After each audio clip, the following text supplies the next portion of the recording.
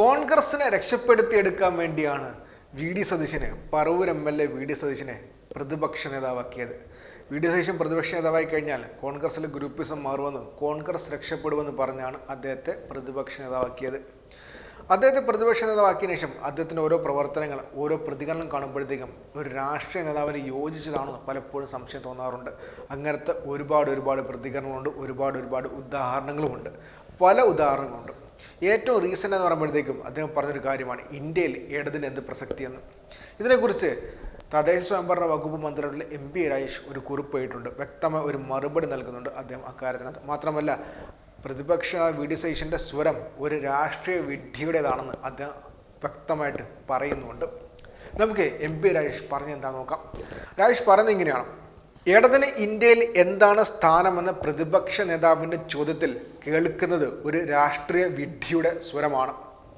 കഴിഞ്ഞ ആഴ്ച ഇറങ്ങിയ മാതൃഭൂമി ആഴ്ചപ്പതിപ്പിലെ യോഗേന്ദ്ര യാദവിൻ്റെ ഇൻ്റർവ്യൂ എങ്കിലും വായിച്ചിരുന്നെങ്കിൽ ഇത്ര പരിഹാസ്യമായ ഒരു ചോദ്യം ഇപ്പോൾ ചോദിക്കാൻ വി.ഡി. സതീശൻ ധൈര്യപ്പെടുമായിരുന്നില്ല. താനൊരു കമ്മ്യൂണിസ്റ്റുകാരനല്ലെങ്കിലും ഇന്ത്യ എന്ന റിപ്പബ്ലിക്കിനെ വീണ്ടെടുക്കാനുള്ള പോരാട്ടത്തിൻ്റെ പ്രത്യയശാസ്ത്ര കാതൽ എന്നാണ് യോഗേന്ദ്ര യാദവ് ഇടതുപക്ഷത്തെ വിശേഷിപ്പിക്കുന്നത്. ചിന്തിക്കുന്ന രാഷ്ട്രീയ അവിവേകി അല്ലാത്ത ഏതൊരാളും അങ്ങനെ പറയും. കഴിഞ്ഞ 10 വർഷം മോദി ഭരണത്തിനെതിരായ എല്ലാ പോരാട്ടങ്ങളുടെയും ചാലകശക്തിയായി ഇടതുപക്ഷം ഉണ്ടായിരുന്നു.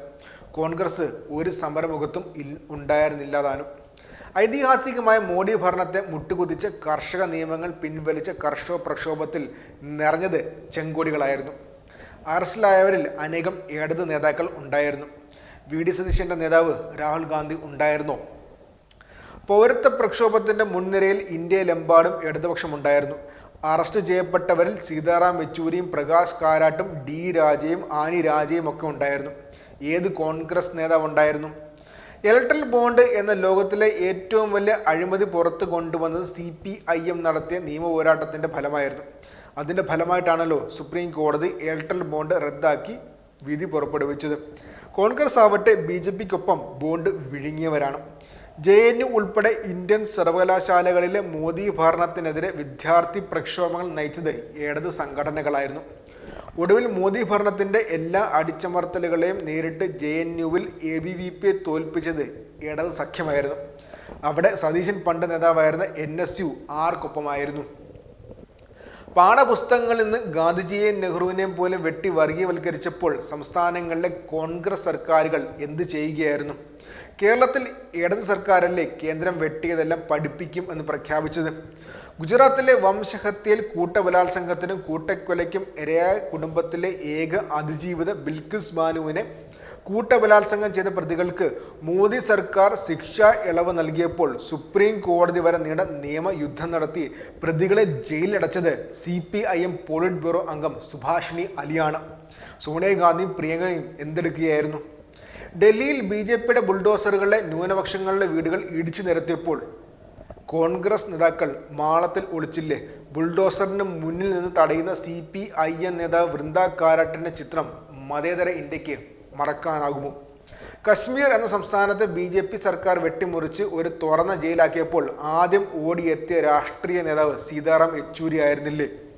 കോൺഗ്രസ് പകച്ചു നിന്നപ്പോൾ കശ്മീർ ജനതയ്ക്ക് ഒപ്പം നിന്ന് പൊരുതിയത് മുഹമ്മദ് യൂസഫ് താരിഗാമിയുടെ നേതൃത്വത്തിൽ ഇടതുപക്ഷമായിരുന്നില്ലേ? കഴിഞ്ഞ 10 വർഷം മോദി വാഴ്ചയ്ക്കെതിരെ ഇന്ത്യയിലാകെ പടർന്ന സമരങ്ങളിൽ ഉയർന്ന മുഷ്ടിയും മുദ്രാവാക്യവും പതാകയും ഇടതുപക്ഷത്തിൻ്റെതാണ്. വോട്ടിനായി മാത്രം മാളത്തിൽ നിന്ന് പുറത്തു വരുന്ന പെരിച്ചാഴികളായ കോൺഗ്രസിനെ പോലെയല്ല 10 വർഷവും പൊരുതി നിന്ന ഇടതുപക്ഷം. BJP എതിർക്കാൻ ഞങ്ങൾക്ക് സൗകര്യമില്ല എന്ന് പറയുന്ന കോൺഗ്രസിന് പോരാട്ടത്തിൻ്റെ ഇടത് രാഷ്ട്രീയം മനസ്സിലാവില്ല. ഗോൾവാൾക്കറുടെ ചിത്രത്തിന് മുന്നിൽ വിളക്ക് കൊളുത്തി കൂപ്പ് കൈയോടെ നിന്ന് വി.ഡി. സതീശന് ഒട്ടും മനസ്സിലാവില്ല എന്ന് പറഞ്ഞാണ് അദ്ദേഹത്തിന് കുറിപ്പ് അവസാനിക്കുന്നത്. ഏറ്റവും അവസാനത്തെ ലൈൻ വളരെ സുപ്രധാനമാണ്.